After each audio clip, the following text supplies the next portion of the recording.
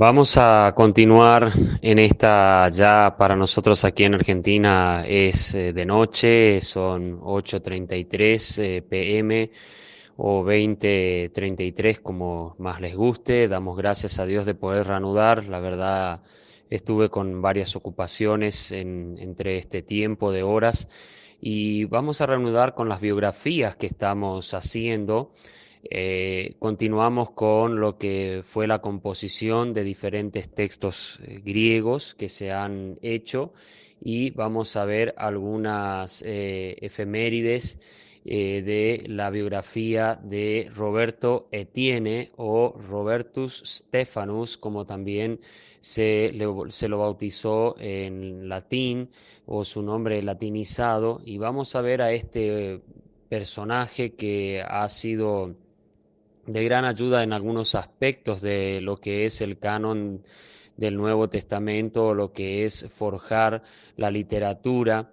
Hay que entender que Stephanus también fue en parte contemporáneo con Erasmo y obviamente se valió del texto de Erasmus para forjar el suyo propio. Entendamos que todos las biografías que vamos a leer ahora, o por lo menos hoy llegaremos a algunas, son biografías que, o sea, son personas que hicieron en parte sus textos griegos personales, pero ya fundamentados en la obra que había hecho en especial Erasmo y algunas veces también consultaban lo hecho por el cardenal Cisnero en la Políglota Complutense. Así que el hecho que estamos viendo su biografía es porque sí tomaron en cuenta ciertos recaudos para hacer sus escritos o sus preparaciones, mejor dicho, de los manuscritos griegos para oficializarlos. Y en el caso de Robert Etienne o Stephanus, podemos ver que, o vamos a ver que ya implementó mucho el tema de la imprenta. De hecho, su familia era de impresores y eso habilitó a que su texto sea más conocido rápidamente y más asequible o más fácil de conseguir para las personas. Robert Etienne o Robertus Stephanus, Ginebra, 7 de septiembre de 1559. Fue su año de fallecimiento, aunque él nació cerca de los 1500 más o menos. Vamos a mirar lo que se puede saber y conocer de este hombre. Conocido también bajo su nombre en latín, fue uno de los prominentes editores del llamado Textus Receptus, que ese nombre que se le da al texto recibido todavía no estaba acuñado hasta los hermanos Elsevier, del Textus Receptus del siglo XVI y el precursor de dividir la Biblia en versículos tal como la conocemos hoy. Su padre, Henry Etienne, fue impresor de obras literarias mayormente en latín. Falleció en 1520, tan solo cuando Robert tenía 17 años.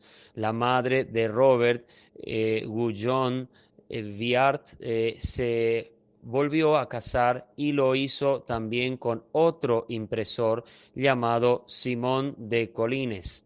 Robert se vio influido tanto por su padre como por su padrastro en el mundo de las impresiones, en especial en las impresiones en griego. Su padrastro fue famoso por introducir las letras itálicas o cursivas en Francia, aquellas creadas por Aldul Manutius décadas antes en Italia. También Simón de Colines realizó una impresión de Textus Receptus en 1534 con algunas variantes respecto a Erasmo. Desde el inicio de la Reforma protestante, Colines siempre se mostró contrario a las ideas luteranas. De hecho, prestó su imprenta para hacer panfletos de propaganda religiosa en contra de ello. Esta actitud desagradó a Robert Estienne, quien se identificó con la Reforma y posteriormente con las ideas de Juan Calvino. En 1526, Robert Estienne ya se lanzaba de forma independiente en el negocio de la imprenta, heredado, perdón, de su padre, separándose del trabajo de su padrastro, quien siguió con una imprenta propia en Soleil de Ord, Francia. Robert Estienne tuvo 4 ediciones conocidas del Nuevo Testamento griego, cuyas fechas son 1546, 1549, 1550 y 1551, que fue la última realizada en Ginebra, donde Robert Estienne falleció. La más difundida fue la edición de 1550, conocida como la Editio Regia, edición real, donde utilizó una clara y elegante tipografía griega. Agregó a esta edición lecturas al margen comparando con la Políglota Complutense y otros 15 manuscritos griegos, lo que hace del trabajo de Robert Estienne una diferenciación con los trabajos previos de Desiderio Erasmo. Según John Mill, esta edición difiere en 284 lugares respecto a las últimas ediciones de Erasmo, la cuarta y la quinta. Las ediciones de Estienne fueron sin duda aprovechadas por Casiodoro de Reina y Cipriano de Valera como textos de consulta para traducir la Biblia en español. Cabe aclarar que Estienne no dividió la Biblia en capítulos, sino solamente en versículos. La división en capítulos era mucho más antigua y venía de un trabajo realizado en el siglo XIII por Stephen Langton, arzobispo de Canterbury. También hubo un trabajo previo de dividir la Biblia en versículos iniciada por Sanctes Pagnino o Pagnini. En 1470 a 1536 fue su vida. En la Biblia, en latín llamada Veteris et Novi Testamenti Nova Translatio, publicada en 1527, una traducción desde los originales hebreo-griego al latín, la primera en su clase similar a la antigua Vulgata latina. Estienne mejoró el sistema y concluyó su trabajo en 1551 mientras vivía en Ginebra. Es decir, que este sistema de división en versículos lo incluyó en su carta y última edición del Nuevo Testamento griego, la cual vino sin notas críticas. Eh, Podemos ver realmente que si usted puede obtener o si llegó a ver alguna vez, por ejemplo, el trabajo de Desiderio Erasmo, podrá notar que sus escritos, a su Nuevo Testamento, hasta la última edición, solo está dividida en capítulos porque se valía de esta división hecha por Stephen Langton y también Sanctes Pagnino o Paganini. Pagnini, perdón. Es importante entender que hasta cierto tiempo, incluso la políglota complutense, si usted llega a tener en PDF, que se la puede llegar a conseguir, usted puede ver que solo hay capítulos. Cuesta muchísimo cuando uno quiere consultar un texto griego, ver alguna palabra, la raíz, más cuando uno quiere hacer exégesis o hasta buscar para un trabajo hermenéutico más pulido. Al empezar a incursionar en la políglota complutense o la de Erasmo, usted notará que hay solamente capítulos. Por eso encontrar los versículos, encontrar la frase se hace mucho más difícil. Bueno, ese trabajo lo facilitó Etienne y usted va a lo que es el texto griego de Etienne, también hoy se consigue en PDF, está con capítulos, versículos, todo. Es mucho más fácil. A veces para poder rápidamente orientarse en el texto de Erasmo y de la políglota complutense, es bueno abrir el de Tiene y así encontrar el versículo, ver fraseología griega anterior y posterior a la palabra o término que estamos queriendo estudiar o analizar, y de esa manera uno puede encontrar en ese capítulo entero que tiene Erasmo o la políglota complutense. Es para aclarar estos conceptos porque posiblemente usted consiga alguna posibilidad de bajar el facsímil de Erasmo que hay en internet y le puede costar encontrar aparte otra cosa. Recordemos que Erasmo hizo todo en letra semicursiva, había imprenta pero semicursiva, y esto hace un poco más complicada la lectura del griego de Erasmo. Tiene en este sentido, hizo una gran obra maestra de dejarnos un texto griego bastante mejor y más, como veíamos, la tipografía más elegante, más artesanal, y eso hace que la lectura sea un poco más fácil.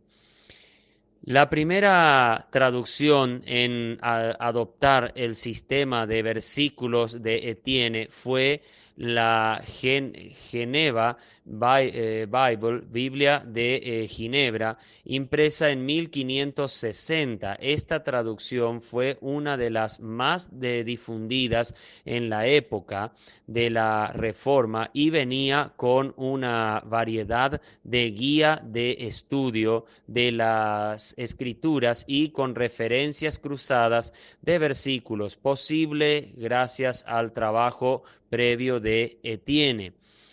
Toda la vida de Robert Etienne se caracterizó por su pasión en la impresión de las escrituras, ya sea en sus lenguas originales como en sus traducciones. Además, contribuyó enormemente a la difusión teológica de la Reforma por medio de su labor de imprenta. Bien podemos decir que la tinta de Robert Etienne fue la sangre del cuerpo de impresos bíblicos del siglo XVI, donde la palabra de Dios pudo circular y ser glorificada, como también Pablo lo citaba en Segunda Tesalonicenses 3:1. Y bueno, en esta breve reflexión sobre este hombre, Robert Etienne, terminamos por lo menos esta breve también biografía de él, sabiendo que su gran obra fue imprimir, imprimir e imprimir muchísimos textos de la Biblia, sean en textos originales o sean las traducciones que ya habían para ese momento. No eran muchas, pero ya algunas estaban habiendo. Así que, bueno, es algo que podemos saber un poco más. Vamos a la siguiente biografía, siguiente armador, si se puede decir, ya de un texto griego, es Teodor Beza o Teodoro Beza, como los conocen más en forma castellana, 1519 al 1605. Nació en Vézelay de Borgoña, Francia, de una familia adinerada, y desde su niñez mostró una gran capacidad para los estudios humanísticos. Sus padres lo enviaron a estudiar en Orleans como alumno de Melchor Wolmar, un maestro que profesaba la fe luterana en privado. Allí alcanzó fama Beza como poeta latino al publicarse una colección de poemas suyos bajo el título latino de Juvenalia, Poemas de la Juventud. Después de caer en una grave enfermedad, sus reflexiones le llevaron a abrazar la fe reformada de la que Beza llegó a ser un gran campeón. Por sus enseñanzas como profesor de teología 1559 a 1599 y por sus numerosas correspondencias, su influencia sobre toda clase de personas, pastores, protestantes, estudiantes, personajes políticos y comerciantes, y gente que le conocía personalmente, produjo gran impacto en Francia, Gran Bretaña, Holanda, Polonia y Alemania. En España reinaba Felipe II con la frontera cerrada a cal y canto contra los protestantes. Dedicó a Isabel I de Inglaterra su obra Novum Testamentum, el Nuevo Testamento. En 1565 hizo su compilado también y su forjar de un Nuevo Testamento en griego. La peculiaridad de Beza como escritor calvinista está en la acogida que dispensó a la metafísica y a la dialéctica de Aristóteles en su insistencia a la coherencia sistemática, y en esto, como el propio Calvino, en su dependencia de la patrística, con lo que la teología reformada adquiriría una solidez compacta con el apoyo de la lógica escolástica, aunque la filosofía aristotélica que Beza había absorbido en París tenía una base más amplia que la literatura excesivamente técnica y abstrusa de la escolástica medieval. A pesar de esta amplitud de miras en cuanto a la filosofía, Beza fue más calvinista que el propio Calvino, pues en realidad era un supralapsariano. Como notas de la verdad y de la verdadera iglesia, Beza ponía tres: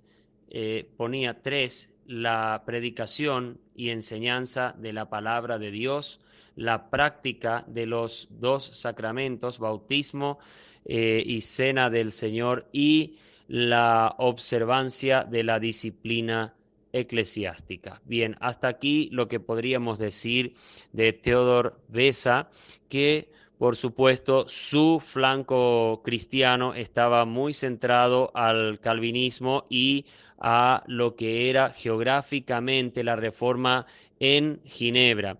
Aunque se mostraba afín al luteranismo, esto no quiere decir que él tenía demasiados deseos de estar constantemente en ello, pero valoraba lo que Lutero también hizo en levantarse en contra de lo que era la Iglesia Católica y el Papado Romano. Era un gran intelectual, pero su texto, aunque es un texto dentro de la familia del Mayoritario y Textus Receptus, no fue un texto del todo utilizado, más que sí entre los grupos de ultra reformados que lo valoraron un poco más, pero más por su persona que por lo que en sí el texto era necesario tenerlo en cuenta. Pero bueno, es uno de los que también ha hecho su aporte a esto, y por eso lo citamos en esta oportunidad.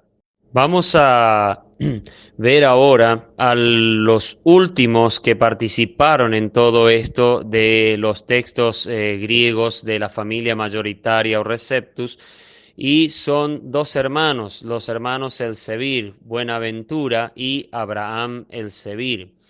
Estos dos no se encuentra mucha información, no hay mucha amplitud de la información de ellos en el aspecto biográfico, pero tenían un poco de familiaridad en el trabajo que hacía también Etienne, que eran de temas de la imprenta. Familia de impresores y libreros neerlandeses, Lodewijk Lovaina, C. 1540, Leiden 1617, fue encuadernador en Amberes y Wesel, y en 1580 se estableció como librero en Leiden. Matig y Bonaventura, hijos del anterior, dirigieron conjuntamente la librería de Leiden, dedicada en exclusiva al comercio de libros. Just, hijo de Ludovic, fundó la Casa de Utrecht. Abraham, hijo del anterior, abrió unos talleres en Copenhague. Los Elsevier editaron unas 1700 obras, caracterizadas todas ellas por la claridad y regularidad de la tipografía, y consideradas obras maestras de la impresión. Como vemos, los hermanos Elsevier, más sus otros hermanos, fuera de los que han dejado el Textus Receptus o su Textus Receptus que habían impreso entre su familia, ellos, digamos, se dedicaban mucho al aspecto de la librería, y también es interesante que ellos forjaron el tema de lo que eran los tamaños de libros, todo lo que relaciona a libros de bolsillo, libros pequeños. Los primeros precursores en ese arte fueron los hermanos Elsevier. Los Elsevier o Elseviros, así también se los conocía, son una familia holandesa de editores que duró 132 años y gozó de gran prestigio durante el siglo XVII después de Cristo. Sus libros fueron famosos por su pequeño formato, su precio económico y su objetivo de entretener. Fueron en la época de Génesis de que lo que hoy conocemos por libros de bolsillos. No obstante, no fue hasta 1624 que la frase texto recibido, o en latín textus receptus, fue realmente acuñada, y luego esta estuvo desde el prólogo hasta la tercera edición del texto griego publicado por Bonaventura y Abraham Elsevier. Las palabras eran como fueron descritas por Bruce Metzger, parte de una más o menos frase casual, anunciando la edición, lo que los modernos publicadores podrían llamar la propaganda.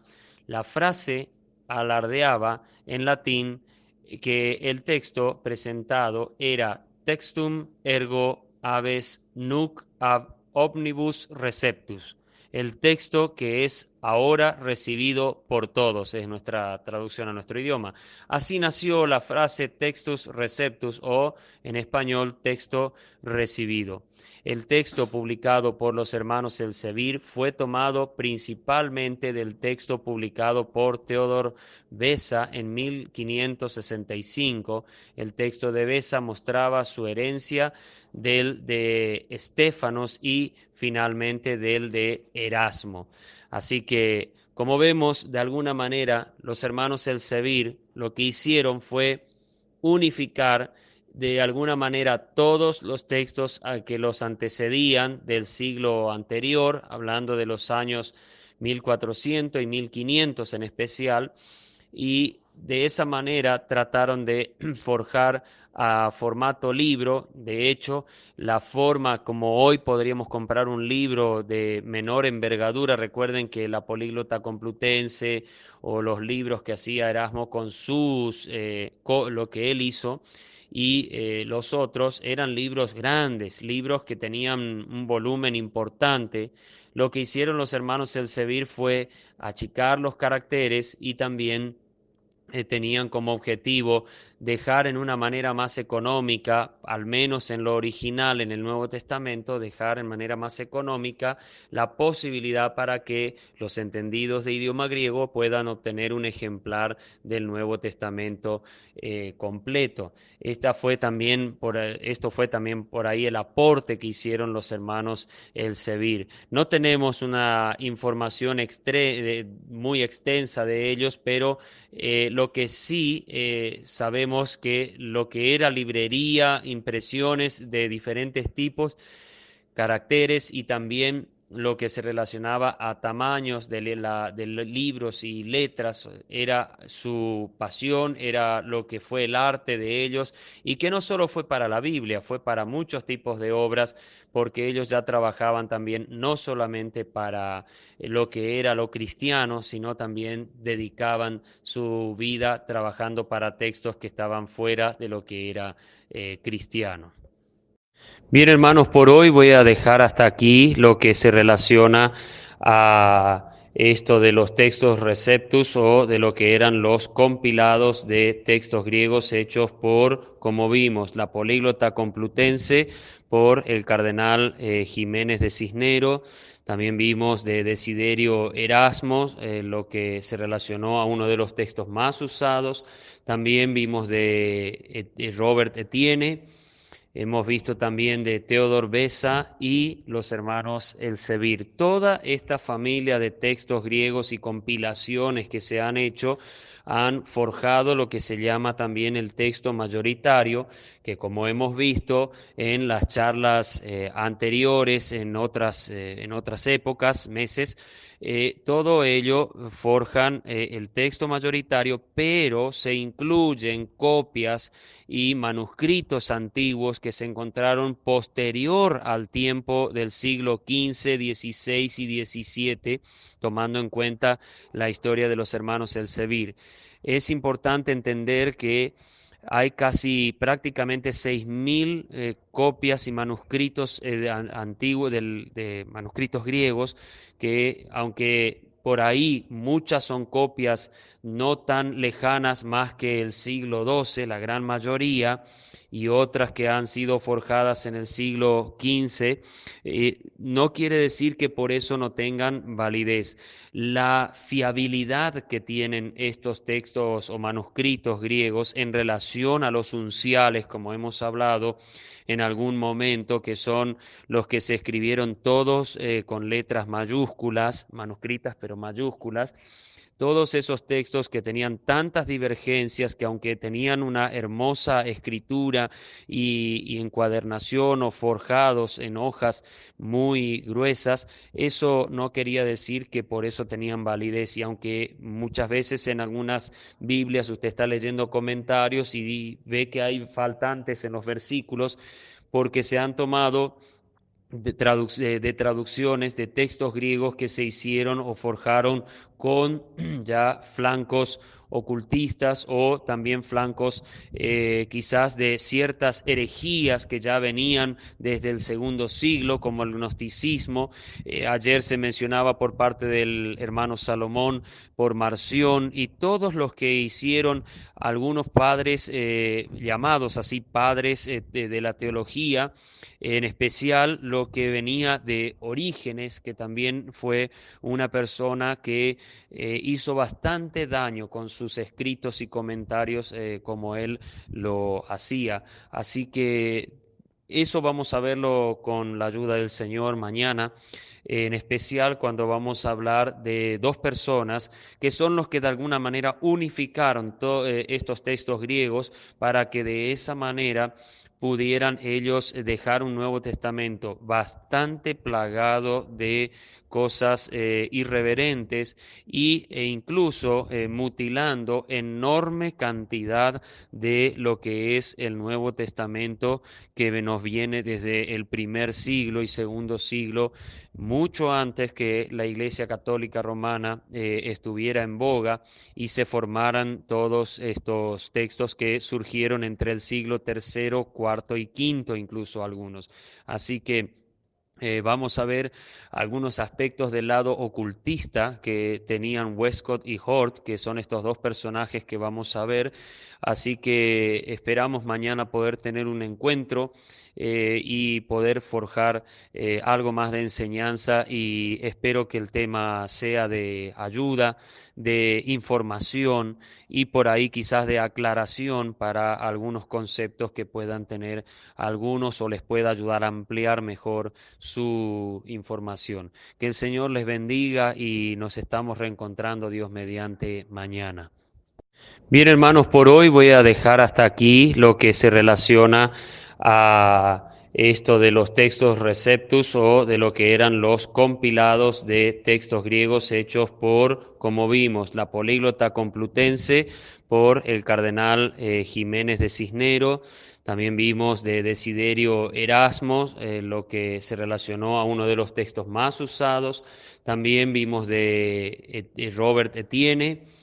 Hemos visto también de Theodor Beza y los hermanos Elsevier. Toda esta familia de textos griegos y compilaciones que se han hecho han forjado lo que se llama también el texto mayoritario, que, como hemos visto en las charlas anteriores, en otras épocas, meses, todo ello forjan el texto mayoritario, pero se incluyen copias y manuscritos antiguos que se encontraron posterior al tiempo del siglo XV, XVI y XVII, tomando en cuenta la historia de los hermanos Elsevier. Es importante entender que hay casi prácticamente 6.000 copias y manuscritos antiguos de manuscritos griegos, que, aunque por ahí muchas son copias no tan lejanas más que el siglo XII, la gran mayoría, y otras que han sido forjadas en el siglo XV, no quiere decir que por eso no tengan validez.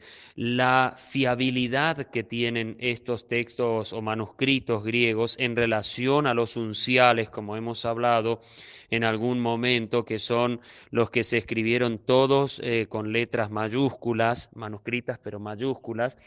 Todos esos textos que tenían tantas divergencias, que aunque tenían una hermosa escritura y encuadernación o forjados en hojas muy gruesas, eso no quería decir que por eso tenían validez. Y aunque muchas veces en algunas Biblias usted está leyendo comentarios y ve que hay faltantes en los versículos, porque se han tomado de traducciones de textos griegos que se hicieron o forjaron con ya flancos ocultistas, o también flancos quizás de ciertas herejías que ya venían desde el segundo siglo, como el gnosticismo.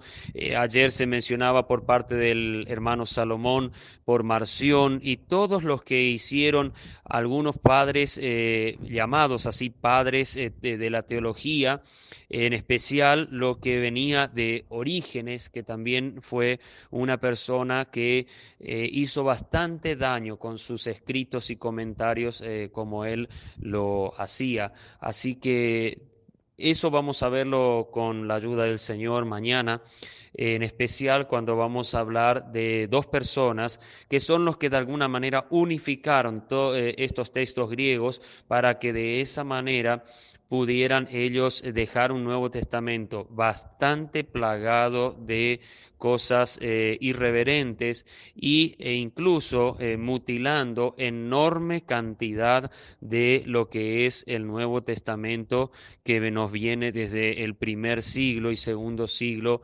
mucho antes que la Iglesia Católica Romana estuviera en boga y se formaran todos estos textos que surgieron entre el siglo tercero, cuarto y quinto, incluso algunos.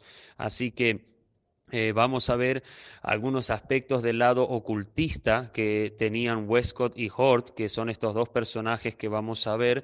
Así que esperamos mañana poder tener un encuentro y poder forjar algo más de enseñanza, y espero que el tema sea de ayuda, de información y por ahí quizás de aclaración para algunos conceptos que puedan tener algunos, o les pueda ayudar a ampliar mejor su información. Que el Señor les bendiga y nos estamos reencontrando, Dios mediante, mañana. Fenton John Anthony Hort nació en Dublín el 23 de abril de 1828 y murió en Cambridge el 30 de noviembre de 1892. Fue a la escuela de rugby y en 1846 se matriculó en la Universidad de Cambridge, donde obtuvo el título en 1852. En 1853 comenzó a preparar con B. F. Westcott una edición del Nuevo Testamento griego. Ese mismo año le fue confiada la descripción de algunos manuscritos griegos por la biblioteca de la universidad. Fue designado examinador y fundó con J. E. B. Mayer y J. B. Lightfoot el Journal of Classical and Sacred Philology, que salió por vez primera en 1854. En 1556 fue ordenado y en 1857 era vicario de Saint Hippolyte cum Great Weymouth cerca de Cambridge, pero al darse cuenta que su sensibilidad y timidez le dificultaban su trabajo, puso todo su vigor en ello. Estuvo constantemente ocupado con la edición del Nuevo Testamento griego, así como con otras tareas del saber, resintiéndose su salud por ello. Cambridge le llamó una y otra vez, especialmente después de 1865. Fue en 4 ocasiones examinador en ciencia moral, 2 veces en ciencia natural y en 1871 pronunció las conferencias Halsing. En 1868 se había convertido en uno de los más importantes contribuyentes al Dictionary of Christian Biography de Schmidt y Weiss, y en 1870 en uno de los principales miembros de la Junta de Revisión del Nuevo Testamento. Toda buena obra en su materia halló en él un promotor. Finalmente, la universidad le recibió de nuevo y en 1871 el Emmanuel College le dio un título y una clase de teología, trasladándose a Cambridge en marzo de 1872. Durante 6 años enseñó en ese colegio. Al mismo tiempo era miembro de unas 15 juntas y comités, 2 de los cuales la biblioteca de la universidad y la imprenta universitaria le exigieron mucho tiempo y fuerza. En 1876 aparecieron sus Two Dissertations sobre monogneteos y sobre los credos orientales. Fue en 1878 cuando escribió el primer borrador de la introducción a la edición del Nuevo Testamento griego y en el mismo año era profesor de teología Halsing. La obra de revisión del Nuevo Testamento inglés la acabó en 1880, pero entonces acometió la revisión de los apócrifos del Antiguo Testamento, que le tuvieron ocupado hasta unos días antes de su muerte.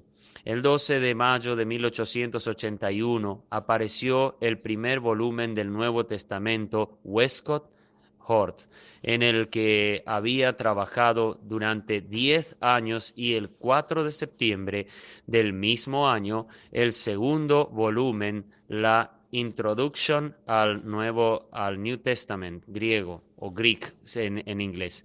En 1885 publicó una edición escolar del Nuevo Testamento griego y supervisó la edición de los prolegómenos al Nuevo Testamento de Tregelles. En 1884 vio la publicación del Nuevo Testamento de Scrivener, que ya también hablaremos un poco de este personaje, conteniendo las lecturas de los revisores en 1611 y 1881, y prácticamente reescribió el prefacio. Su extraordinario conocimiento de la literatura patrística le capacitó en 1887 para contribuir grandemente al esclarecimiento de la historia del Codex Amiantinus. En octubre de 1887 se convirtió en profesor de teología en Lady Margaret. Lady Margaret, sí. Bien, hasta aquí podemos ver algo, por lo menos breve, de lo que es la biografía de este caballero de Fenton Hort. Y bueno, aquí podemos ver que realmente como académico era una persona tremendamente preparada, una persona que tenía todo realmente para dar al Señor en una manera clara y contundente, pero como veremos más adelante, él y Westcott han lamentablemente incursionado en caminos muy peligrosos y han dedicado también su tiempo, y de hecho la hechura de lo que es el Nuevo Testamento de esta dupla no fue con las mejores intenciones, como vamos a ver. Aunque Scrivener estuvo codiado con ellos, F.H. Scrivener, vamos a ver si hablamos de él, algunas cositas también. Con todo, Scrivener no se dejó llevar por el tipo de textos griegos y los unciales que utilizaron Westcott y Hort, y prefirió ir por el camino, digamos, de lo que era el Textus Receptus. Pero ya como veremos, hubieron algunos problemas en el texto de Scrivener que hay que tener mucho cuidado en lo que él hizo, aunque es mejor que el de Westcott y Hort, pero tuvo lamentablemente una tendencia Scrivener que no es la más segura y la más correcta cuando se va a compilar y armar un texto griego referido principalmente al mayoritario. Bueno, ahora vamos con el otro personaje de esta dupla que estamos hablando, y se llama Brooks Foss Westcott, obispo anglicano de Durham. Nació cerca de Birmingham el 12 de enero de 1825 y murió en The Castle Bishop Auckland el 27 de julio de 1901. Fue educado en Trinity College, Cambridge, licenciatura en Filosofía y Letras, 1848, miembro del Consejo Rector, 1849, máster en Filosofía y Letras, 1851, graduado en Teología, 1864, doctor en Teología, 1870, y en 1851 fue ordenado diácono y presbítero maestro ayudante de Harrow School, 1852 al 69. Capellán, examinador para el obispo de Petersburgo, 1868 al 83. Canónigo residencial, 1869 al 83. Rector de Somersham con Padley y Clon Hans, 1875 al 79, y predicador en Oxford, 1877 hasta el 80. En 1870 fue profesor de teología en Cambridge. En 1879 capellán ordinario de la reina en 1882, miembro del Consejo Rector de King's College, Cambridge en 1883, capellán examinador para el obispo de Canterbury en 1884, canónigo de Westminster y en 1890, obispo de Durham.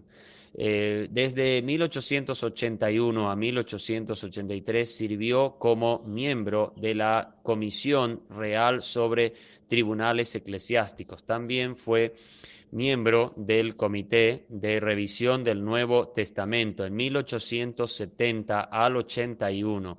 Fue uno de los más brillantes ejemplos ingleses de erudición y trabajo, siendo notorio por la gran calidad de su obra y por el número de volúmenes que produjo, pero es recordado especialmente por su producción asociada con Fenton John Anthony Hort de The New Testament in the Original Greek, dos volúmenes en 1881. El rango de sus estudios abarcó también el canon del Nuevo Testamento y contribuciones a la filosofía y obra exegética del más alto nivel. Fue solicitado como conferenciante o conferencista sobre asuntos de interés nacional, industrial y social, y en 1892 casi solo tuvo éxito en resolver una disputa entre mineros y empleados que amenazaban con colapsar las industrias y transportes del Reino Unido. Fue un valioso colaborador de Dictionary of the Bible de 1863, de William Schmidt y de Dictionary of Christian Biography 1877 al 87 del mismo editor y Henry Weiss. Bien, hasta aquí podemos ver este amplio currículum y vida muy agitada y trabajosa que tenía este caballero Bruce Foss Westcott, que fue el que comparte con Hort lo que a nosotros por ahí en este tema nos interesa, la composición de ese Nuevo Testamento en el original griego. Realmente el griego original, esta frase fue acuñada por ellos cuando presentaron ese Nuevo Testamento. No es una frase que se la utilizaba antes de ellos, pero de alguna manera ellos trataron de dejar plasmado para que quienes siguieran de ahí en adelante con algunas revisiones y traducciones puedan usar ese Nuevo Testamento que ya estaba bastante armado para los movimientos que surgirían después de ese tiempo y que principalmente se perfeccionarían en su trabajo en el siglo XX. Hablamos de movimientos no del todo muy cristianos que digamos, pero se valieron de este Nuevo Testamento griego original, como lo llamaban ellos, aunque no era tan original, pero lo hicieron de esa forma y así tuvieron sus seguidores. Los que siguieron las ediciones de este Nuevo Testamento griego que hicieron Westcott y Hort fueron Nestlé y posteriormente Alam. Kurt Alam, más o menos en la década del 60, entró en este trabajo, que era de alguna manera discípulo de Nestlé, y hasta los años 80, y se hicieron unas cuantas ediciones, casi 30 ediciones se tuvieron, y es la edición que usó también Sociedades Bíblicas Unidas y varias otras sociedades bíblicas en el continente americano, en especial la parte latinoamericana, que usaron mucho de este Nuevo Testamento y sus revisiones posteriores para hacer las nuevas Biblias que hoy tenemos, aunque Sociedades Bíblicas Unidas, por un reclamo que se le había hecho por ciertos lineamientos denominacionales y algunos otros tipos de iglesias, para poder seguir comprando las Biblias, tuvo que fusionar y hacer el Nuevo Testamento de SBU, que es Sociedades Bíblicas Unidas, y es un Nuevo Testamento que intercala el Nuevo Testamento de Westcott y Hort y también algo de lo que es el texto mayoritario o Receptus, y de esa manera poder arreglar así para tener una traducción que agradaba a todos. Y así se forjaron varias Biblias, incluso dentro de la familia de la Reina Valera.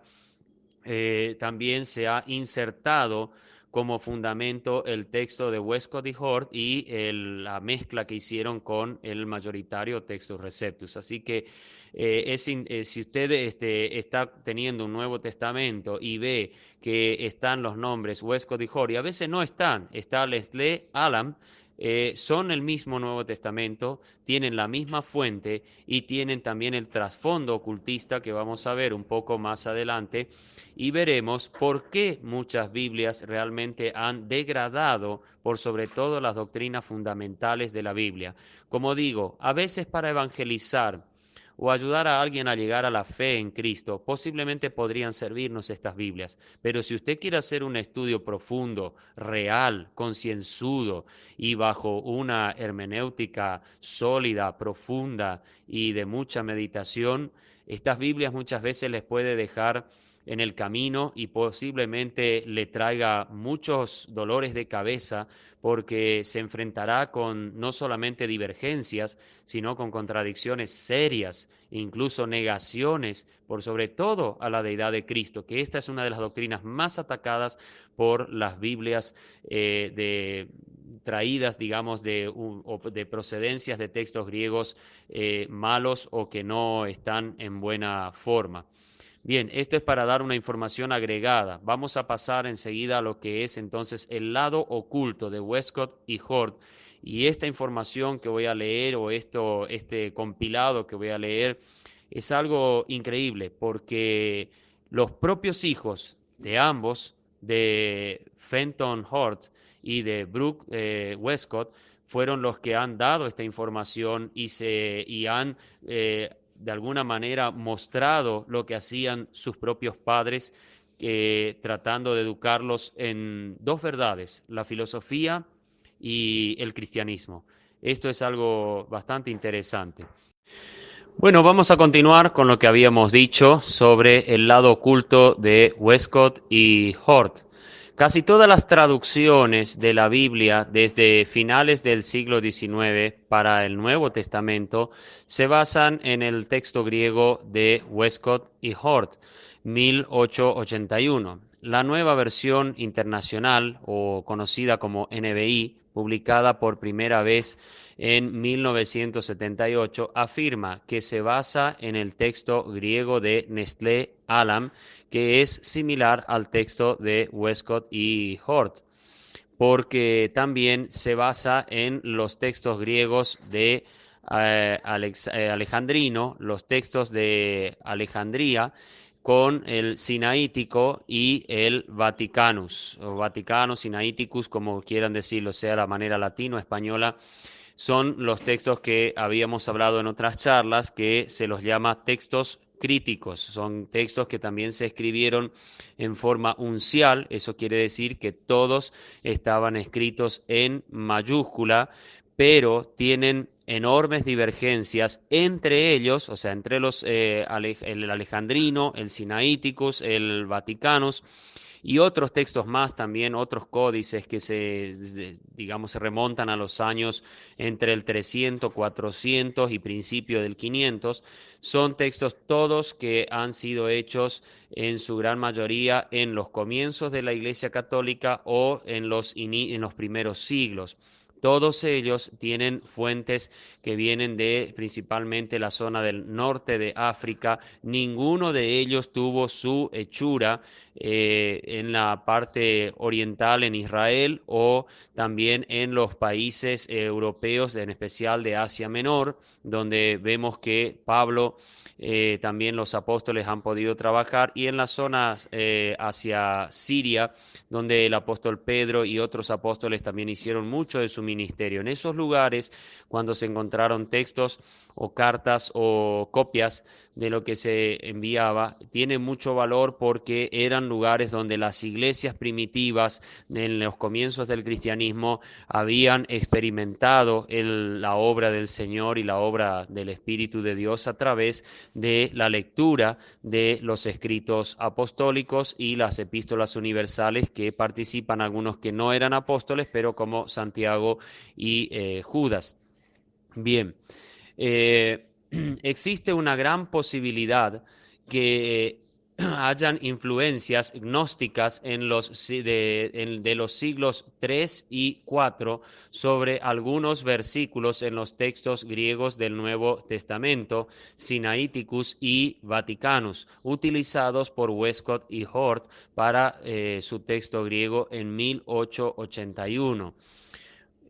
Westcott y Hort estaban interesados en fenómenos ocultos según sus hijos, quien escribió biografías de sus padres. El gnosticismo fue una fuente para el movimiento oculto inglés del siglo XIX, en el que participaron Westcott y Hort. Ahora estamos viendo un renacimiento del gnosticismo y las influencias gnósticas en el movimiento oculto de la nueva era que se ha infiltrado en la iglesia cristiana.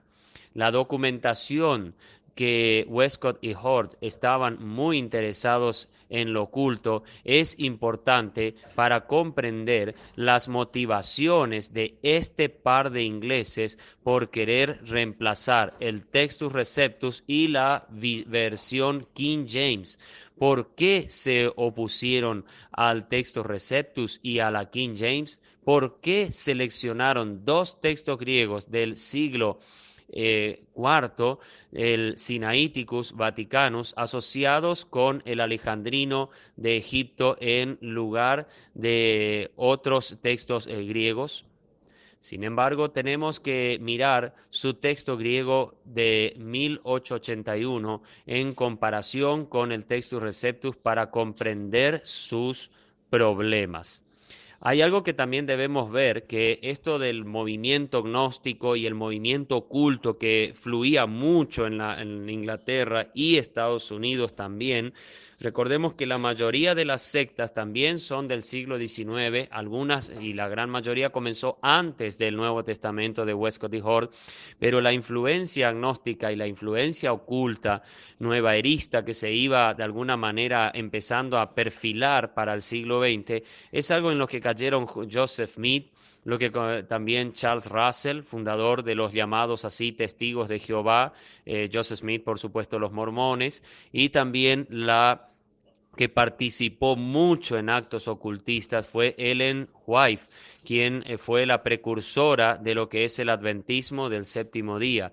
Todas estas personas históricamente han sido comprobadas, e incluso algunas sectas que nacieron en Inglaterra también han sido comprobadas que andaban o anduvieron por el movimiento ocultista, en especial en Inglaterra, más hacia la zona de Irlanda, lo que era el movimiento celta, que se dedicó incluso a hacer ritos satánicos abiertos directamente. Todas estas personas de alguna manera influenciaron en algunos líderes así llamados cristianos o personas que de alguna manera querían interactuar con criaturas más allá de lo sensorial normalmente, entraban a lo que se llama también extrasensorial. Así que es importante que nosotros entendamos que todo esto no es algo sencillo, y Westcott y Hort estaban muy penetrados en este tipo de prácticas que incluso la denunciaron, como hemos visto al principio, lo han denunciado sus propios hijos. Así que es bueno que entendamos que si vamos a usar el Nuevo Testamento de Westcott y Hort, tenemos que también entender que estamos usando un Nuevo Testamento que tiene un trasfondo oculto y que también tiene una intención oculta y muy astuta para poder llevar a muchos otros a arrastrarse a prácticas que hoy vemos ya en las iglesias, muchas de ellas, pero ¿por qué? Por justamente el tipo de influencia que vino de un supuesto original griego, como lo llamaron ellos, que en realidad, aunque sea griego, no pertenece a la familia de textos que muchos cristianos a lo largo de la historia han usado, pero que nunca les llevó a prácticas de este estilo, a menos que usaran la Biblia simplemente como un libro de fetiche, pero nunca llegaron a ser cristianos. Elena Blavatsky, que ya ha sido mencionada en los estudios que hizo sobre la cábala judía el hermano Ubri. Elena Blavatsky, 1831-1891, fue una figura importante en el movimiento oculto del siglo XIX en Inglaterra. Varios espiritistas anglicanos fueron parte del avivamiento oculto que incluyó, perdón, a Fenton John Anthony Hort y a Brooks Foss Westcott. Westcott y Hort estuvieron activos en la Sociedad Fantasma Británica del siglo XIX y en la Sociedad para la Investigación Psíquica. Estaban interesados en los fenómenos paranormales. Estos dos teólogos anglicanos crearon un texto griego que no está de acuerdo en muchos versos con el texto griego del Textus Receptus, usado para el rey James, versión de 1611. Casi todas las traducciones recientes del Nuevo Testamento provienen del texto griego de Westcott y Hort de 1881 y no del Textus Receptus. Los fieles seguidores de Westcott y Hort, los jinetes en su máquina de demolición, negarán que los dos teólogos anglicanos hayan tenido algo que ver con el renacimiento oculto inglés del siglo XIX. Es por eso que debemos ser más cuidadosos de lo que los cristianos suelen de identificar nuestras fuentes para la afirmación que Westcott y Hort figuraron o fueron figuras importantes dentro del movimiento oculto británico del siglo XIX.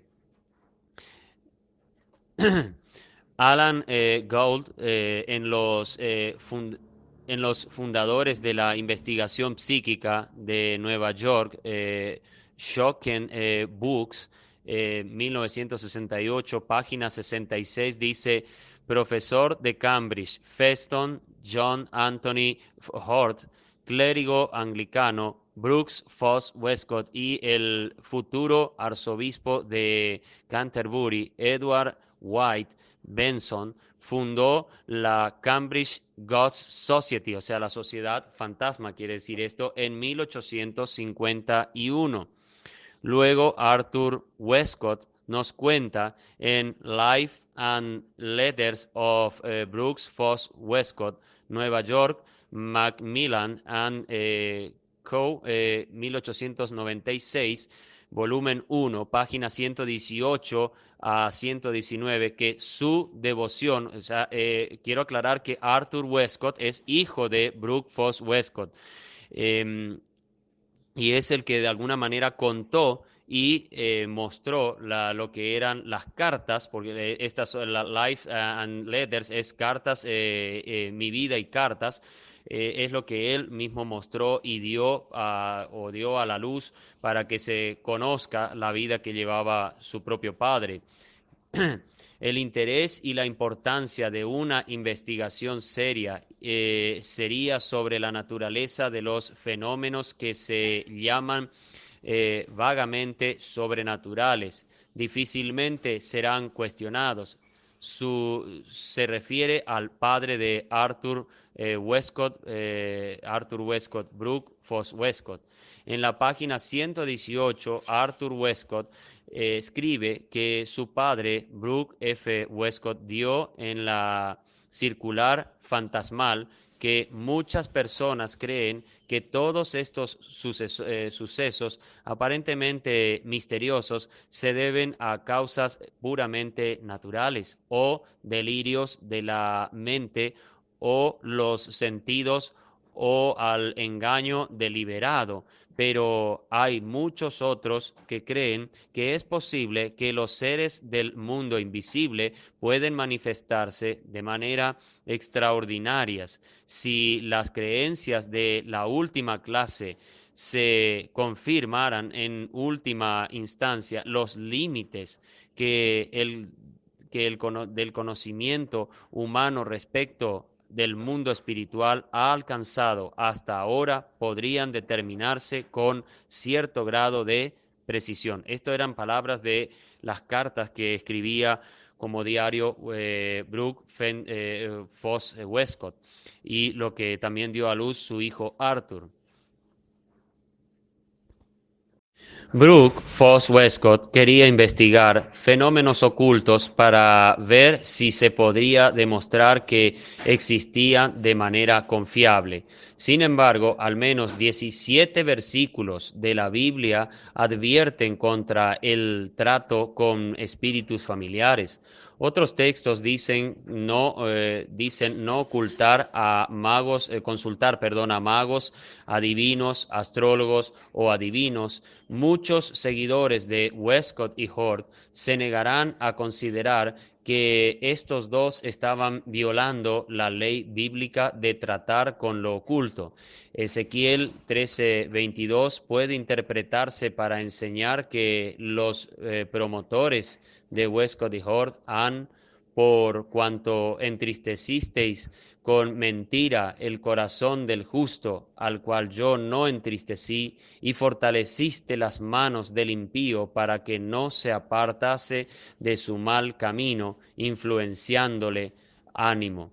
Algunos pueden quedar atrapados en el Westcott y Hort, en la trampa de Westcott y Hort, y están encerrados para que no vean los problemas de estos dos incrédulos anglicanos. B.H. Salter en su libro The Society for Psychical Research and Outline de su historia Londres 1948, página 8, dice: el objetivo original de la Sociedad para la Investigación Psíquica, SPR por sus siglas en inglés, era realizar investigaciones sobre ese gran grupo de fenómenos discutibles designados por términos tales como hipnótico, psíquico y espiritualista.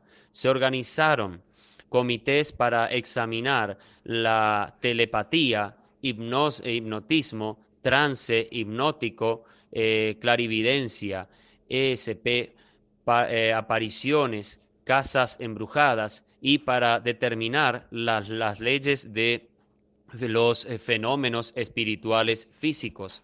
En reconocimiento al importante trabajo realizado por Benson, Westcott y Hort, los líderes de su precursor, la Cambridge Ghost Society, o sea, la sociedad fantasma. Esta sociedad fantasma fue los fundadores, o por parte de los fundadores fueron estos tres personajes, Benson, Westcott y Hort, que son los mismos que han llamado a su así Nuevo Testamento griego original. El esquema histórico de la SPR postula: difícilmente hubiera sido posible para el nuevo, la sociedad debe emprender una investigación de este tipo o de tal escala si varios de sus miembros principales no han adquirido experiencia previa de las dificultades que conllevan este tipo de investigación, o sea, investigar todo este tipo no solo de fantasmas, sino de cosas paranormales. El hijo de Fenton Hort, Arthur Hort, en Life and Letters de Fenton, de Fenton, John Anthony Hort Macmillan, 1896, también volumen 1, páginas 170 y 172, escribió que su padre estaba activo en otras dos sociedades en las cuales Hort parece haber sido el espíritu conmovedor, la otra llamada el gremio fantasmal.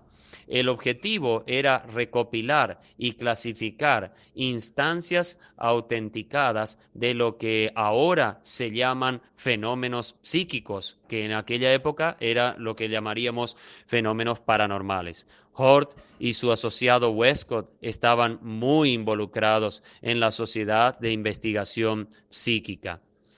Hay una referencia que dice que la Sociedad para la Investigación Psíquica, SPR, las siglas en inglés, celebró sesiones espiritistas y entrevistó a Elena P. Blavatsky, precursora del actual movimiento oculto de la nueva era. En sus primeras etapas, la SPR, Sociedad para la Investigación Psíquica, celebró sesiones en la casa del pueblo de Arthur Balfour, de los cuales a su hermana Leonor fue el organizador principal. Varios medios de renombre fueron investigados con el fin de destacar charlatanes y determinar si las entidades de reino espiritual o las personas fallecidas se comunicaban con los vivos. En 1884, Madame H.P. Blavatsky, fundadora de la Sociedad Teosófica, fue entrevistada por un comité de SPR. El SPR fue en un principio considerablemente impresionado por la evidencia de Madame Blavatsky y sus amigos. De W. H. Salter, La Sociedad para la Investigación Psíquica, un resumen de su historia, Londres, 1948, perdón, páginas 21 y 22. Él es el que de alguna manera hizo las investigaciones y documentó lo que acabamos de leer.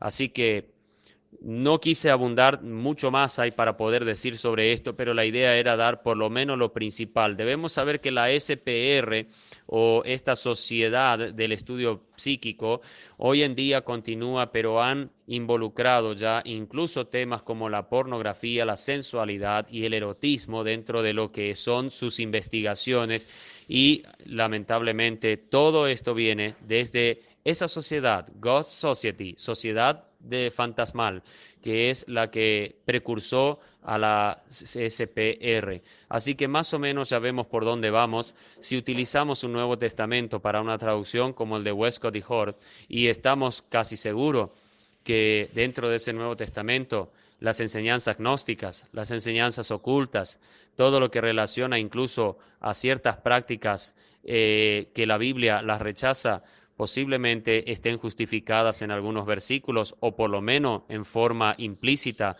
posiblemente están colocadas para que las Biblias modernas muchas veces que hoy se leen y se las acepta tanto como la nueva versión internacional, lenguaje sencillo y tantas otras que existen, no son más que sencillamente Biblias que han venido de estos dos personajes, que no solo sí tuvieron mucha preparación, pero también incursionaron en terrenos muy peligrosos.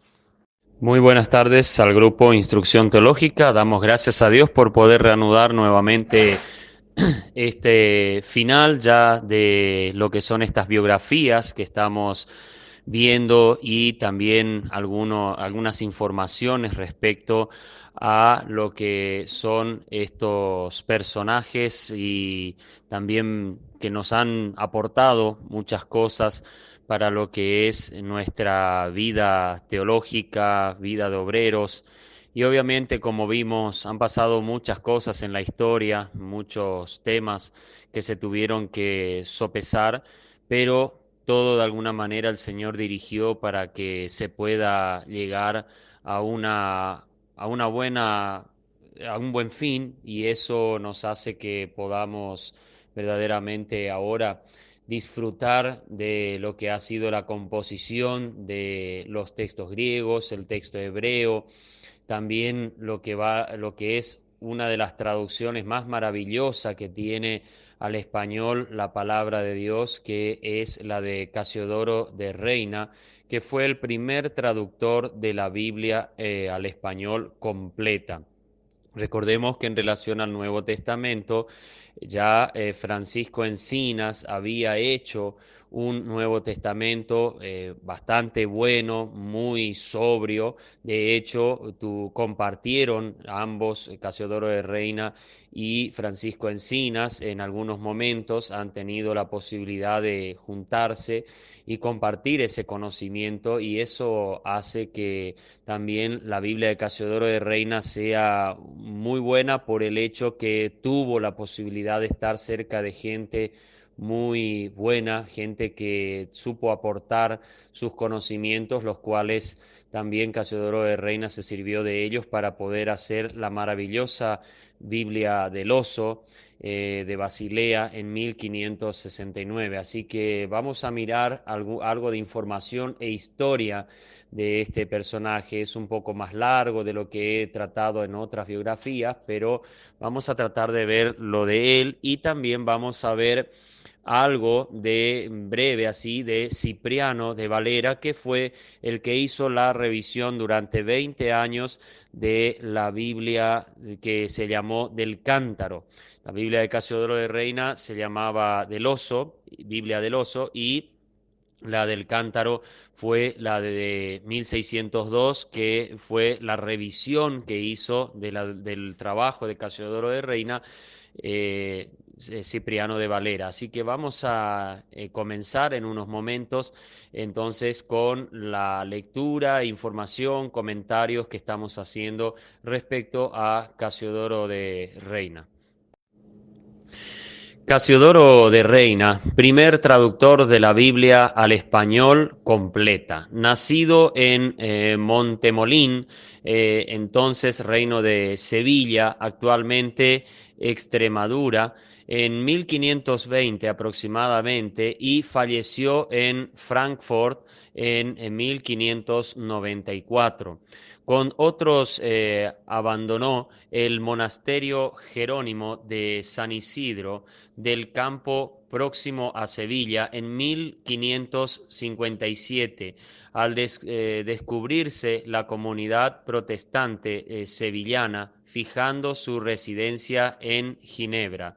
Su deseo de ponerse a salvo del Santo Oficio, diferencias con sus nuevos correligionarios, las intrigas de Felipe II, que puso espías cerca de él y precio a su cabeza, necesidades económicas, la política española en Flandes, y la impresión de su traducción de la Biblia, la primera completa al castellano de los originales. Le obligaron a cambios constantes de domicilio. Así lo vemos en Frankfurt, Londres, Amberes, Bergerac, Castillo de Montargis, Basilea y Estrasburgo. Hay algo que posiblemente nosotros hemos estado oyendo y se estuvo viendo, el nombramiento de Felipe II, este rey español que fue muy perseguidor de los protestantes y creyentes de su momento. De hecho, en su época era tanta la fuerza del catolicismo romano, tan acérrima era la persecución a los cristianos, que prácticamente Felipe II fue el primero que comienza la persecución a Casiodoro de Reina. Muchas veces nosotros vemos en nuestras Biblias Reina y Valera, y bueno, no pensamos todo lo que hay detrás de esa Biblia y lo que fue necesario hacer para poder llegar a tenerla impresa por primera vez.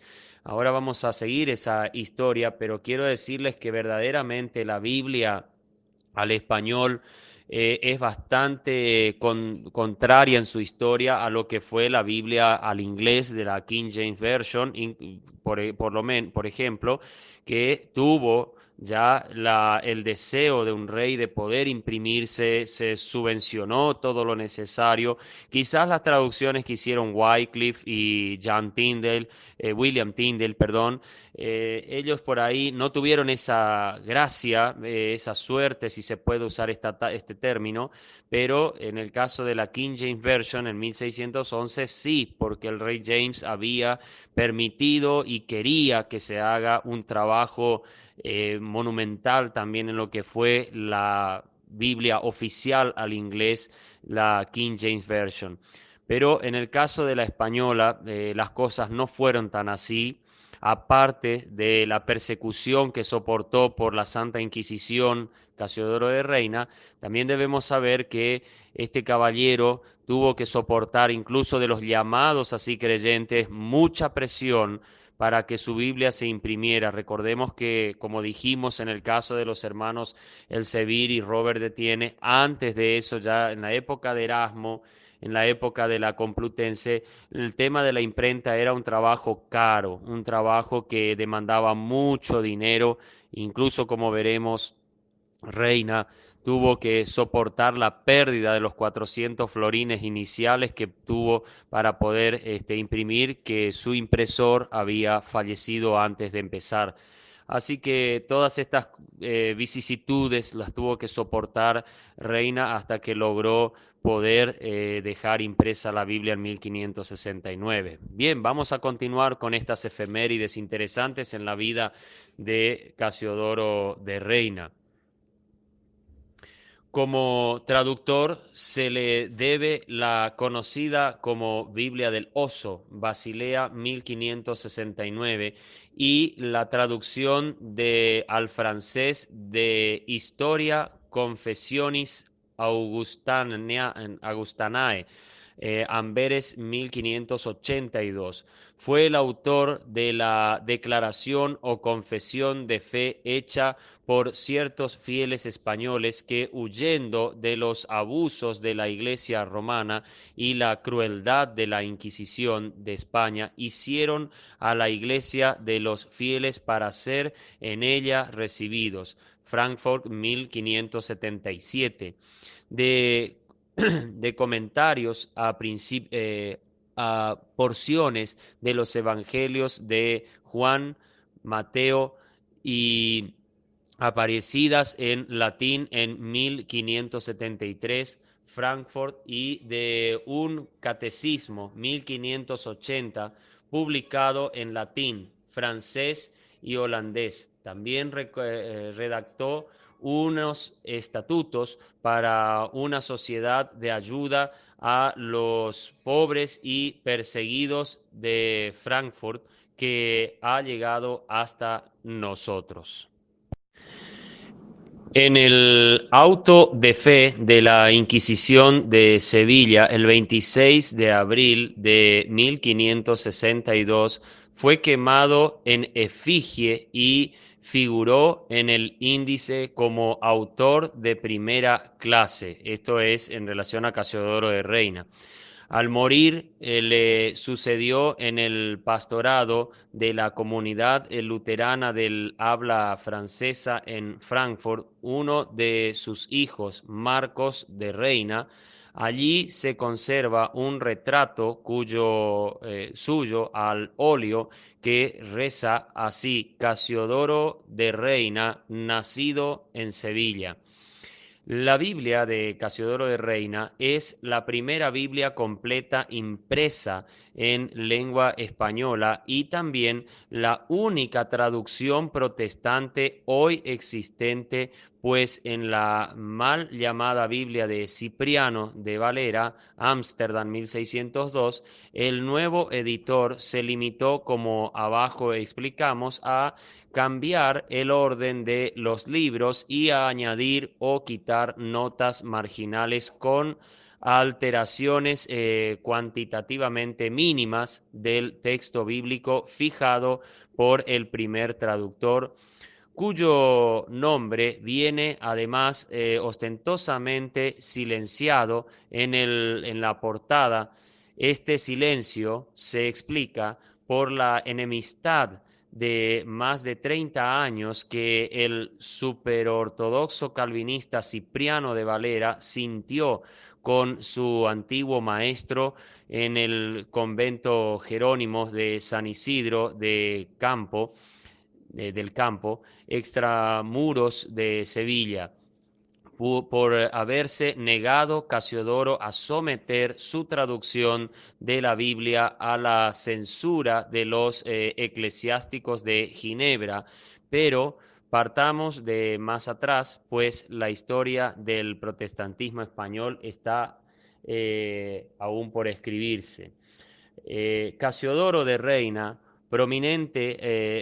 propiamente habría que de escribir reina, o se debería escribir reina, como él mismo firmaba, reina con Y, eso quiere decir, y Valera le nombró.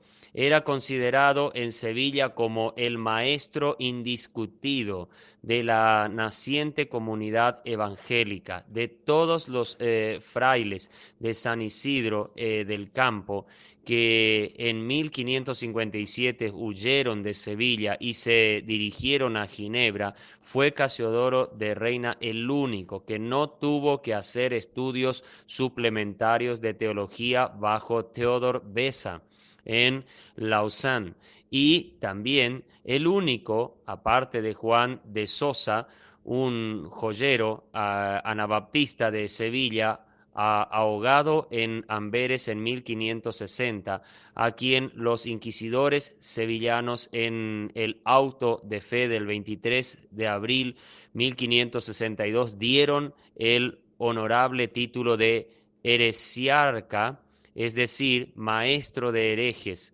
Según testimonios de los mismos inquisidores, Casiodoro había propagado con mucho éxito la doctrina evangélica entre los seglares de Sevilla. Interrogatorio de María de Bohorques. Basándose sobre documentos hoy desaparecidos, el historiador de la Inquisición Juan Antonio Llorente acertó, acertó ser debida a un fray Casiodoro la subida conversión al luteranismo de todos monjes de San Isidro en su libro Sanctae Inquisición Hispanicae. Antes, afirma Casiodoro solamente que fueron 2 frailes de San Isidro a dar inicio a este negocio, con el resultado que en pocos meses casi todos los frailes del convento se habían convertido o al menos simpatizaban con ellos. Esto era todo lo que decían los que estaban muy asiduos a la Santa Inquisición, de acusar a Casiodoro de Reina y a todos los que estaban siguiendo el protestantismo como él, o le seguían a él también como su líder. Uno de estos iniciantes fue naturalmente el propio Casiodoro, quien por modestia o cautela silencia aquí su nombre, siendo él y no Antonio de Corro, como sostenía Varmaseren, y tendía a creer Gordon Kinder. El, el verdadero autor de este primer gran libro contra la Inquisición, publicado por primera vez en Heidelberg en 1567, bajo el seudónimo de Reginaldus Gonsalvius Montaunus. Este era el seudónimo que había usado Casiodoro para este libro de acusación a la Inquisición. Cuando Casiodoro llegó a Ginebra, forjó el plan de traducir la Biblia completa al español. Sobre sus planes debió haber hablar con Juan Pérez de Pineda, quien acababa a la sazón de publicar una edición del Nuevo Testamento, Ginebra Jean Crespin, 1556, basada sobre la traducción de Francisco de Encinas, Amberes P. Miderman, 1543. A estos mismos planes aludió Casiodoro, seguramente en uno de sus encuentros con Calvino, quien no dejaría de recordarle cómo Encinas le había solicitado 5 años atrás de intervenir personalmente para asegurar el financiamiento final de la espléndida Biblia en español que el humanista protestante burgalés estaba terminando de traducir en Estrasburgo y que a la sazón quería imprimir en Ginebra. Llegado a Londres a finales de 1558, Casiodoro organiza allí una iglesia de lengua española, aceptando como miembros a italianos y neerlandeses caídos en desgracia en sus iglesias respectivas.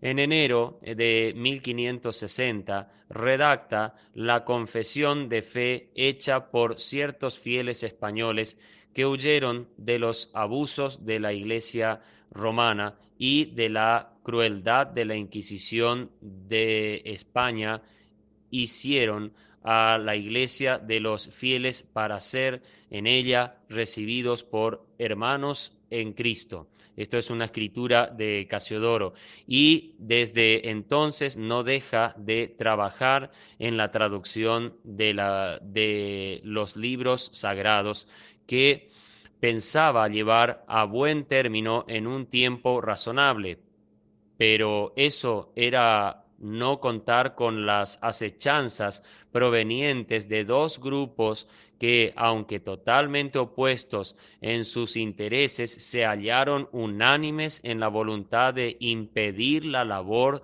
de traducción de la Biblia. El resultado de esta doble conjura fue la huida precipitada de Casiodoro a Amberes en enero de 1564 y la inmediata dispersión de la Iglesia española de Londres. Por fortuna, el traductor pudo poner a salvo sus manuscritos que le fueron enviados semanas después a Amberes por el viejo prior de San Isidro, Francisco de Farías, o por otro ex fraile de toda su confianza.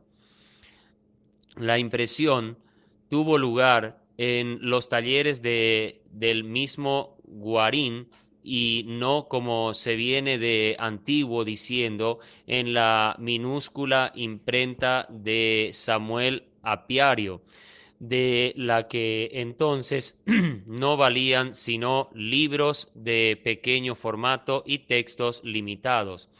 Pero a Casiodoro debió gustar enormemente la simbólica estampa con el oso que Apiario ya no utilizaba como marca tipográfica desde mucho tiempo atrás y o le compró o le pidió prestado de su susodicho cliché para ilustrar la portada de la después llamada Biblia del Oso. Así que aquí ya tenemos quién fue el que hizo y dio origen a la Biblia del Oso y ese dibujo en cuadro elíptico que tiene la portada o la tapa de la Biblia del Oso. Apiario, este impresor de poca monta, como le acusaban, es el que hizo y bueno, así también fue grande su obra o fue parte de esta gran obra de la Biblia del Oso. En todo caso, en el mismo Casiodoro confirmó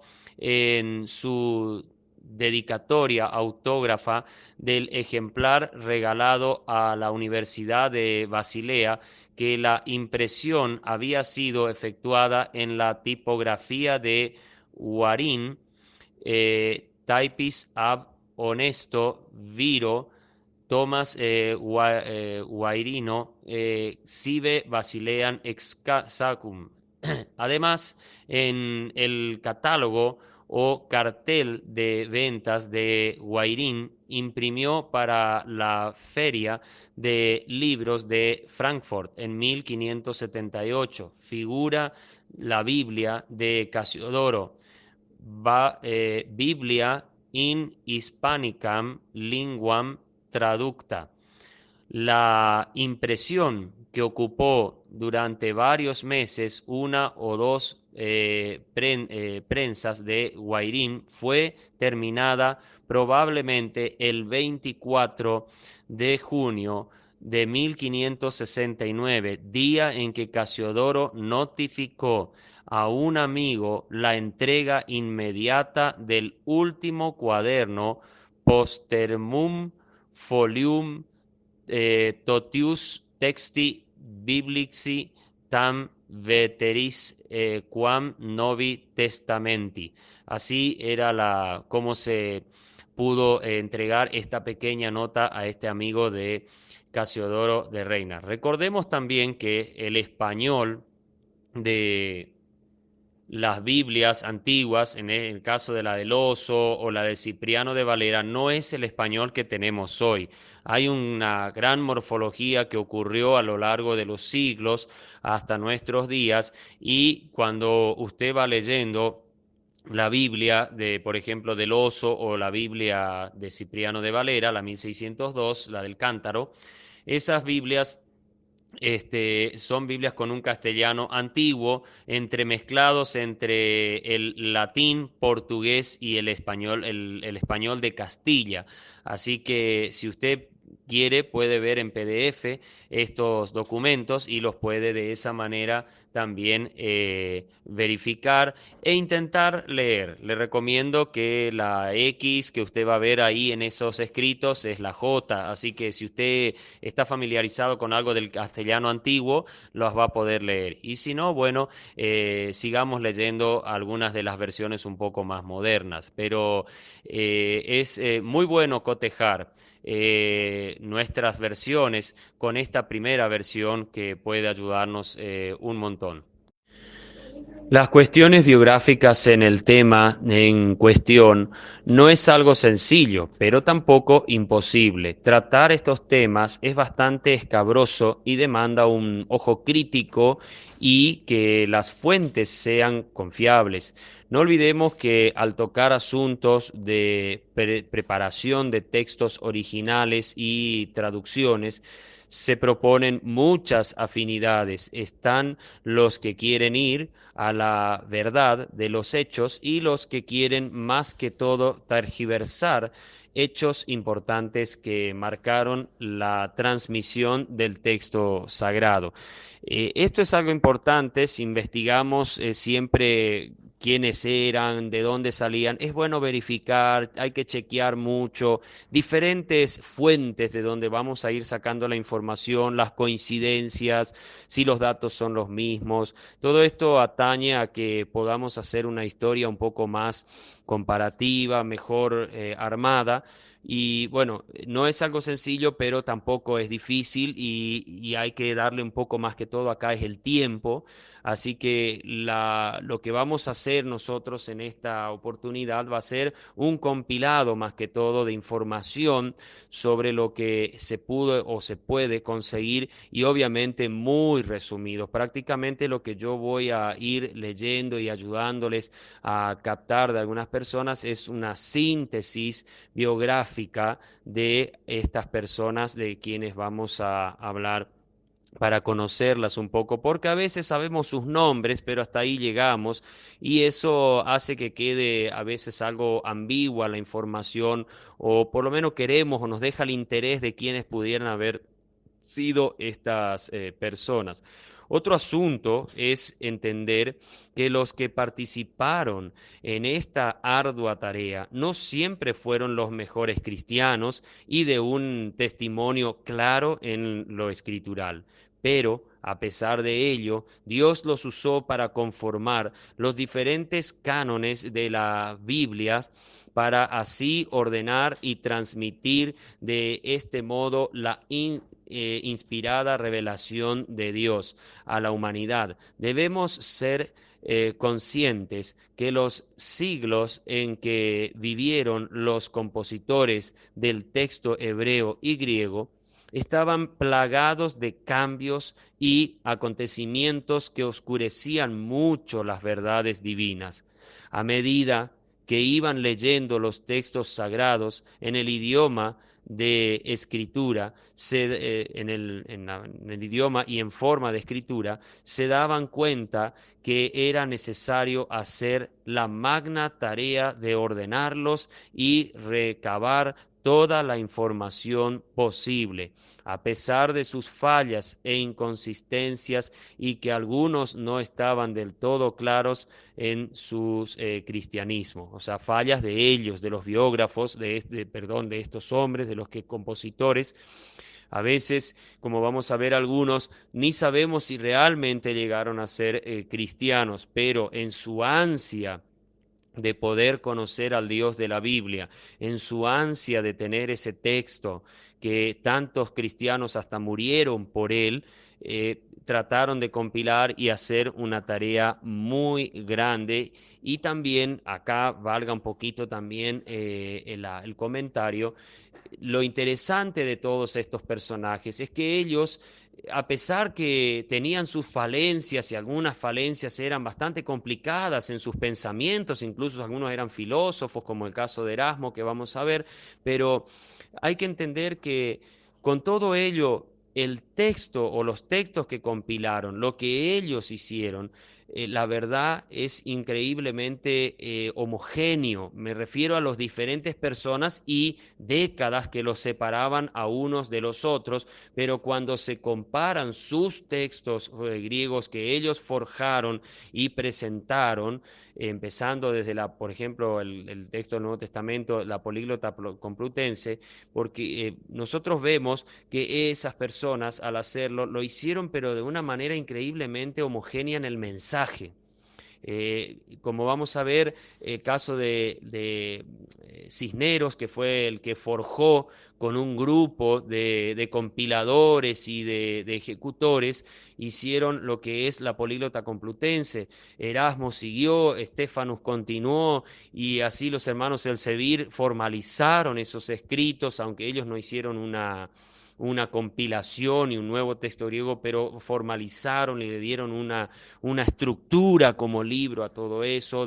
También antes, por supuesto, los hermanos de Sevir, Besa hizo su trabajo y así fueron forjando esto, pero vemos una muy pobre divergencia entre unos textos y otros textos. Por eso es importante saber que a pesar de lo que ha pasado y de lo que fueron, el texto se mantiene fiel a esto. Por eso lo que sigue en la sección que vamos a ver ahora, que dice tomemos, perdón, en cuenta que la veracidad de los textos hebreos y griegos no radica tanto en quién los hizo, sino de dónde obtuvieron el material y las fuentes de los mismos.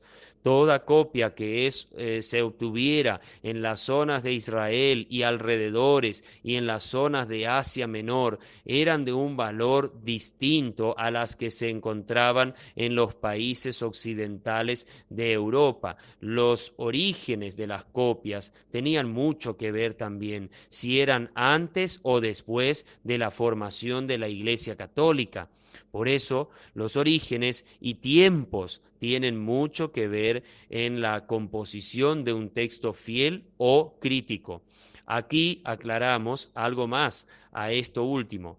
El término crítico hay que verlo desde dos perspectivas. Puede que se refiera a que fue observado y pulido en uno que es de buena fuente, pero también puede que sea crítico por estar en una crisis por la cantidad de divergencias que tiene. Como vemos, bueno, esto que doy, lo último que acabo de leer de las divergencias, nosotros ya en lo que fue la charla anterior, hace más o menos por el mes de abril, fue eso si no mal recuerdo, y lo que hemos visto el año pasado, hemos tratado en una forma muy amplia el tema de lo que son los textos griegos críticos, e incluso dentro del hebreo hubo épocas muy complicadas, pero en especial en el Nuevo Testamento tenemos dos familias de textos, el texto mayoritario, bizantino o siríaco, o también textos receptus, como lo conocen. De estas formas, como se lo llama, son textos que implican o dan a entender lo que se relaciona a una familia buena, donde las divergencias son prácticamente ínfimas, catalogadas por la gran mayoría de investigadores en no más de 5 a 6%, contra las miles de divergencias que hay entre los textos críticos, hablando del Vaticano, hablando del Sinaítico, alejandrino y así muchos otros que cuando estudiamos los códices hemos tratado todo este tema. Por eso invito a que puedan escuchar las charlas anteriores que en los links que ha pasado el hermano David hace un rato. Cipriano de Valera, revisor 1532 a 1606, nació en Valera, la vieja Róbriga, entonces perteneciente al reino de Sevilla, en 1532, próximo a Frenegal de la Sierra, hoy parte de Badajoz, España, de donde era natural Benito Arias Montano, a quien conoció estudiando en Sevilla. Con el grado de bachiller, después de 6 años de filosofía en la Universidad de Sevilla, ingresó en el monasterio de San Isidro del Campo, donde convivió, aceptó la reforma y salió buscando tierras donde vivir su nueva fe con Antonio del Corro, Casiodoro de Reina y otros. Enseñó en Cambridge durante una docena de años, habiendo llegado a Magdalena College, realizó estudios suplementarios bajo Theodor de Beza en Lausanne y le fue concedida la titulación necesaria en teología. El 21 de febrero de 1563 se incorporó a la Universidad de Oxford como maestro en artes.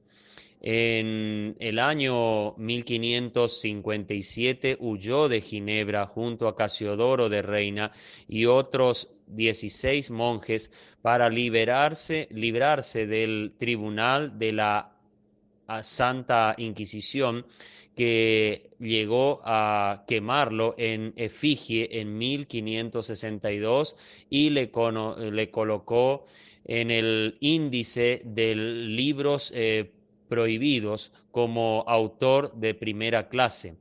Es algo similar a lo que había pasado con Casiodoro de Reina, en esto que lo habían quemado como efigie.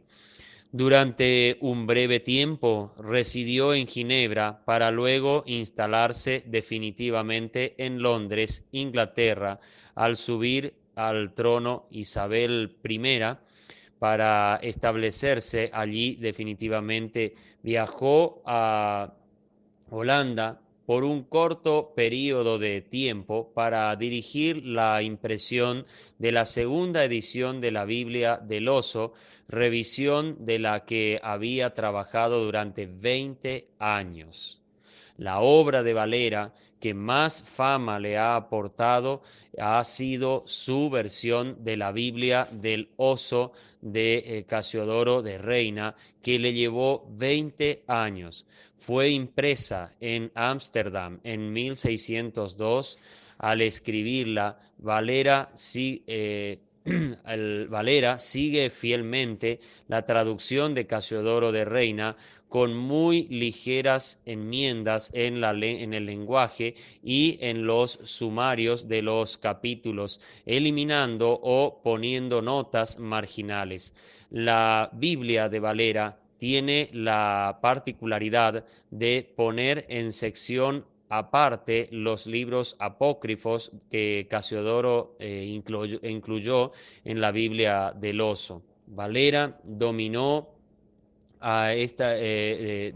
perdón, a esta revisión Biblia de Cipriano de Valera, silenciando el nombre de Casiodoro de Reina en la portada debido, según algunos estudiosos, a la enemistad de más de 30 años que existió entre Valera y su antiguo maestro en el convento, Jerónimo de San Isidro del Campo, por haberse negado Casiodoro a someter su traducción de la Biblia a la censura de los eclesiásticos de Ginebra, cuna del calvinismo que Valera apoyaba fervientemente.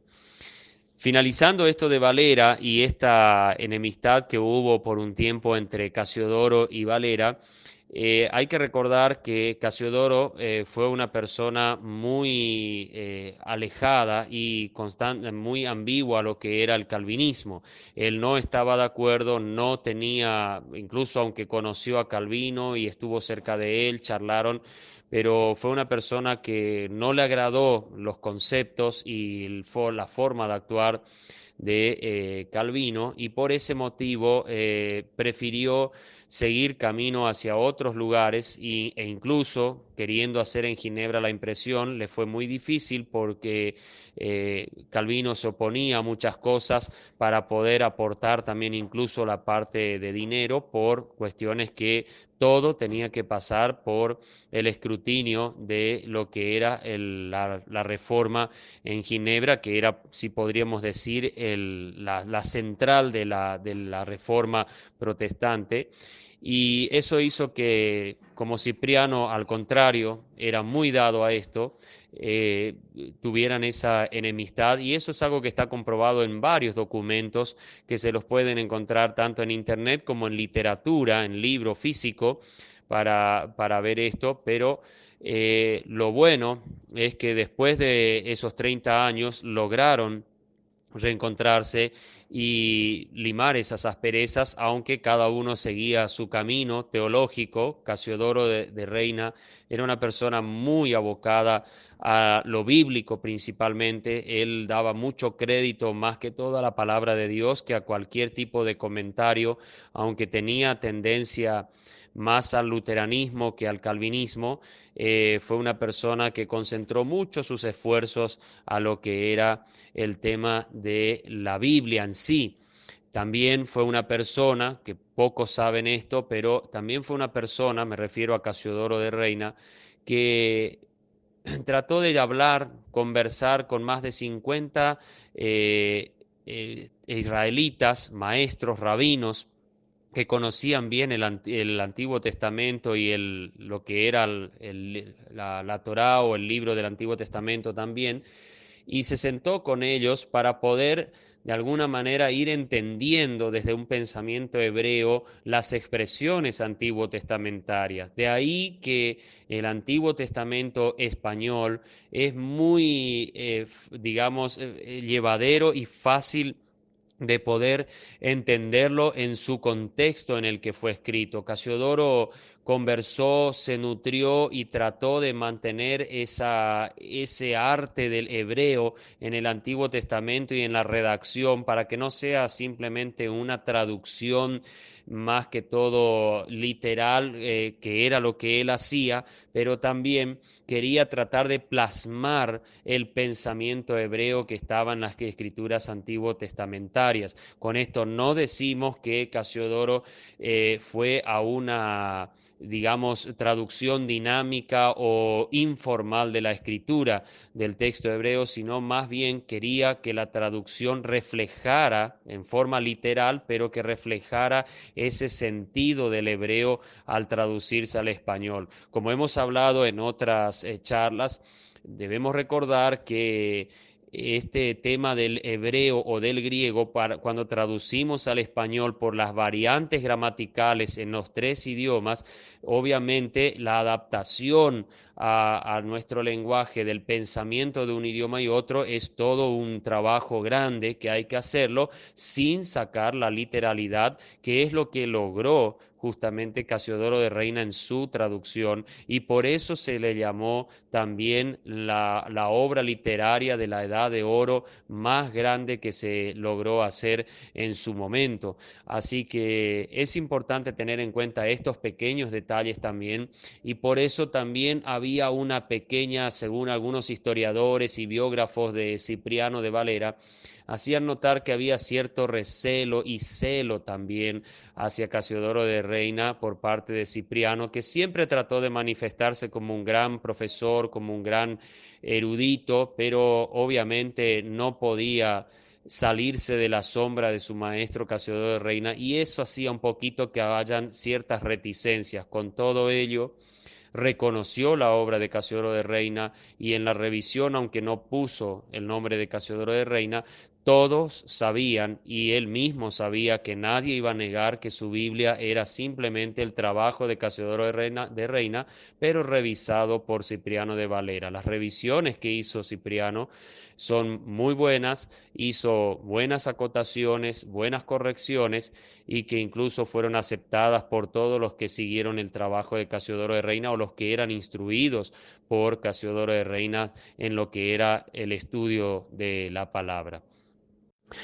Bien, hermanos, voy a hasta aquí por ahora ir con este tema de las biografías y de lo que es el trabajo para los que compusieron tanto el Antiguo y Nuevo Testamento, que han escrito y preparado todo para que pueda ser imprenta. Voy a dejar por aquí este tema por una cuestión que, bueno, creo que es suficiente para masticar con tiempo esto.